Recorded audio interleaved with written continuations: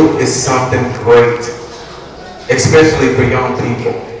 And her purpose within her book is to basically heighten the idea of self-love in youth, to teach them the importance of history, and also teach them the importance of Black economics. I would like to introduce to you Ms. Portia Kelly.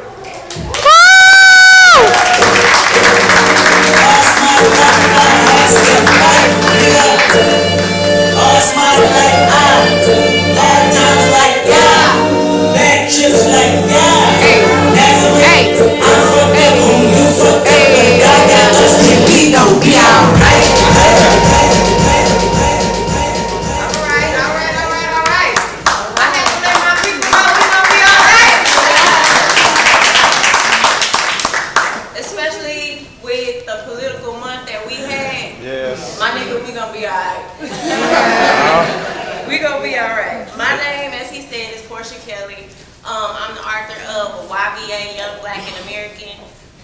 The book is a guidebook to not just surviving but thriving. Because we've been surviving too long. We survived, but now it's time to start thriving, right? I published this under my own company, Black Eve Media. And before we start, everybody get your phones. Get your phones out. Get your phones. I know you got them. Get your phones. I need you to follow me on Instagram. If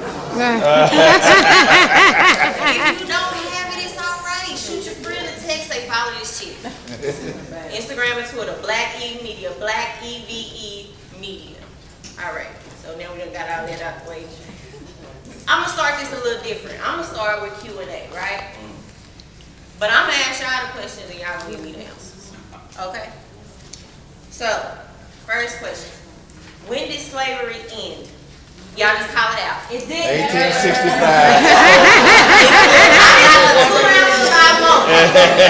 I got the 2 ounces I want. Yes. Now 1865 is the white man ounce. That's right. Because the black ounce is it ain't never in. That's right. I'm gonna leave y'all with a little homework. If y'all go watch the 13th Amendment by Haywood. Wonderful. That documentary. If you ain't watched it yet, you need to watch it tonight. Wonderful. Right? Okay. Number 2. What color is Jesus and what's his real name? You know, it's it. Come on, I know some saints in the house. Yeshua, black. Yeshua, okay. Ashe, we got some conscious people in the house. The third question. Now this is a rhetorical question and you can keep this to yourself if you want to. Some of y'all might need to. What's your credit score and why?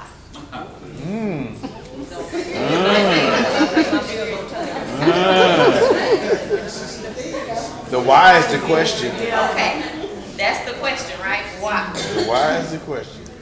This book encompasses, first of all, those 3 questions.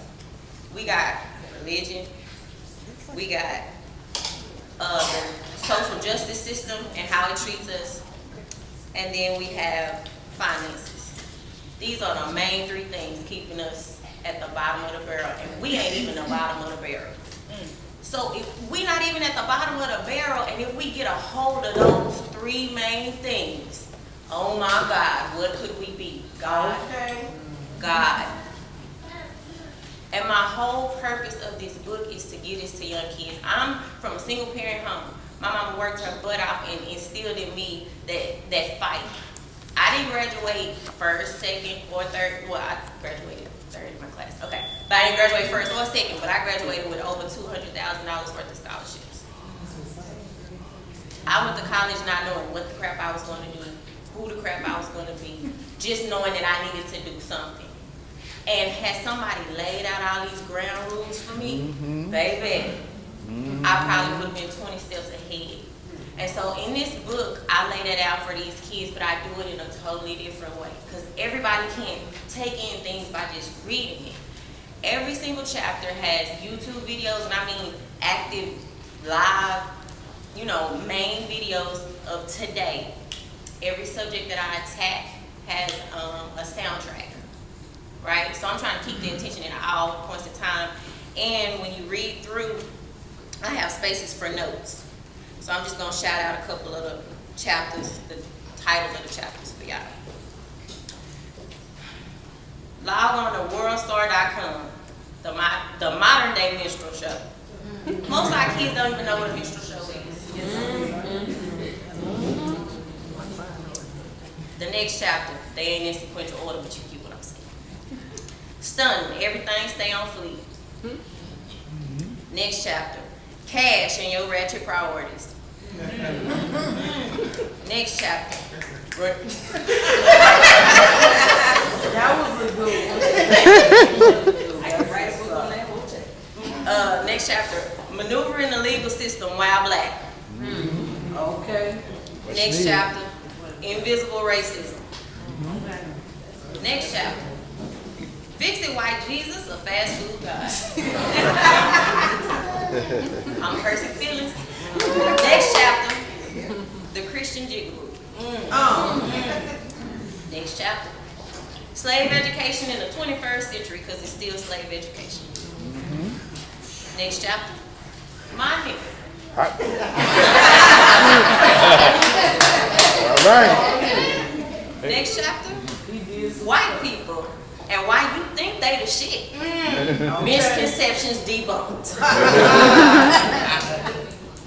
Okay, so I'm gonna read like 2-3 quick, little paragraphs for y'all.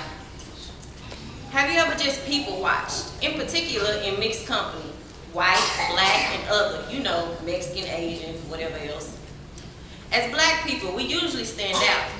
We can flex hard when it's time to dress for the occasion. I mean, it usually never fails. You can always find the brother with the shiny suit, the black woman with the obnoxiously huge hair, or the cleanest Negro in the room loudly matching brand name from head to toe. As a whole, as a people, we are still struggling. We are struggling financially, educationally, spiritually, and holistically. But we damn sure try to compensate for it. Unfortunately, in the wrong way. Many of our familial situations are complicated by single-parent homes, CPS intervention, having parents in jail, teen pregnancy, grandparents raising kids, and I know they died, and other households living under the poverty line. Collectively, our black economics are looking bleak. High unemployment rates, a lack of black business owners, and the availability of resources, black consumerism versus ownership and investors. Yeah, our president is black, but our struggle is still real. Okay. That's right. Despite how we stunt and try to hide it. As black people, we are just surviving. As we stay in the act of survival versus the act of thriving. Why? The truth is, by the time you reach adulthood, these categories of the average black high school student don't really change much. You either work for a minimum wage, but dress like $1 million, have a decent middle class job, but spend additional income to acquire more debt, join various social leagues to match your professional occupation, or you make your money off of putting your talent on the main stage and further promote the spending of black dollars on material things through your media persona. The next piece, this is my last little excerpt, because we only get 15 minutes, which means 5.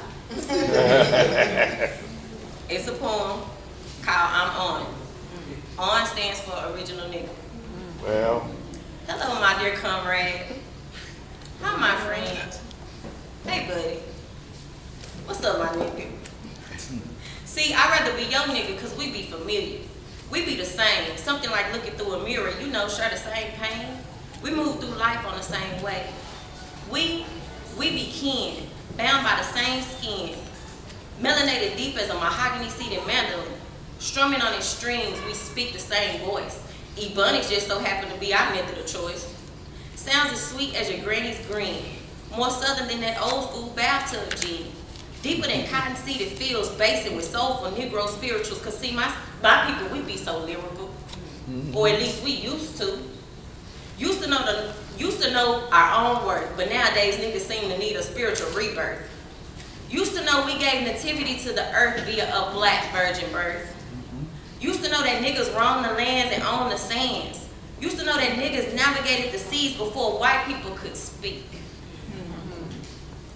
Maybe I should slow up because I really didn't get But I really didn't mean to get that deep, but we used to know that nigga was the calling of God manifesting itself onto itself, resonating upon the skies.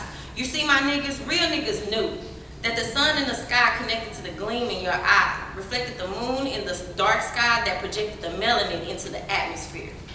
Or did you not even know there was melanin in the atmosphere? We used to know. Real niggas knew that we had the largest connect with the celestial set, where our oldest niggas plotted the course of stars over 6,500 years ago at Naphtha Platha in Africa. We used to know. Real niggas know that our people are so regal that the ultimate divine itself blessed their feet beneath, allowed them to walk on gold-plated tectonics and diamond-crusted valleys of Mother Africa. We used to know. Real niggas knew that we were master teachers, that we civilized the European and gave influence to the Korean. We are the original people. You see, nigger is just a misnomer by the white man that didn't completely understand the essence of a true nigger. Because before this, we were negals in Uruguay, meaning teachers. And before that, we were nagas of India, meaning gods, meaning serpent gods. And before that, we were Nigas of Ethiopia, meaning serpent king of kings. Preach, girl. And before that, we were Nigers of Nigeria, meaning emperors. And before that, we were niggers of Egypt, God. So the next time you see your nigga on the street, and you salute your nigga with a, "What's up, my nigga?" Just make sure you remind that nigga what it means to be an original nigga. Amen.